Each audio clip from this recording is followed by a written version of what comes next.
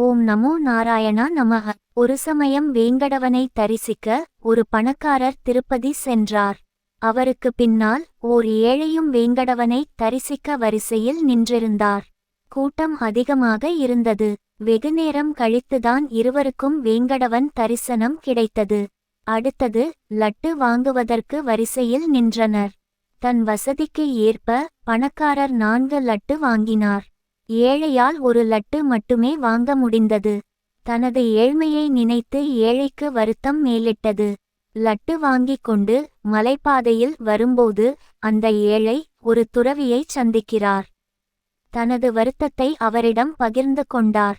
தான் ஏழையாக இருக்கும் காரணத்தால் தன்னால் ஒரு லட்டு மட்டுமே வாங்க முடிந்தது. பணக்காரராக இருந்தால் நிறைய லட்டுகள் வாங்கியிருக்க முடியும் என்று குறைபட்டார் அந்த ஏழை.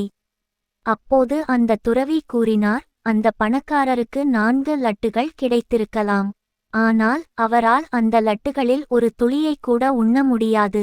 அவருக்கு சர்க்கரை நோய் உள்ளது. ஆனாலும் அவர் லட்டுகளை வாங்கி தன் உறவினர்களுக்கும் நண்பர்களுக்கும் கொடுக்கிறார். பிறருக்கு பகிர்ந்தளிப்பதே பக்தியின் நோக்கம். அவரவருக்கு கிடைப்பதில் ஒரு சிறு பகுதியையாவது பகிர்ந்தளிக்க வேண்டும்.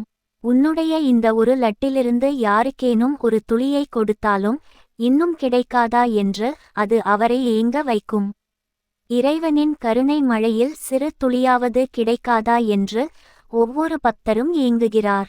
அதனால் உனக்கு கிடைத்த ஒரு லட்டில் ஒரு சிறு துளியை நீ எடுத்துக்கொண்டு மீதியை பிறருக்கு பகிர்ந்து கொடு. அப்போது ஏழுமலையான் உன் இல்லத்துக்கே வருவார். இவ்வாறு துறவி கூறி முடித்ததும் ஏழையின் மனது நிம்மதி அடைந்தது.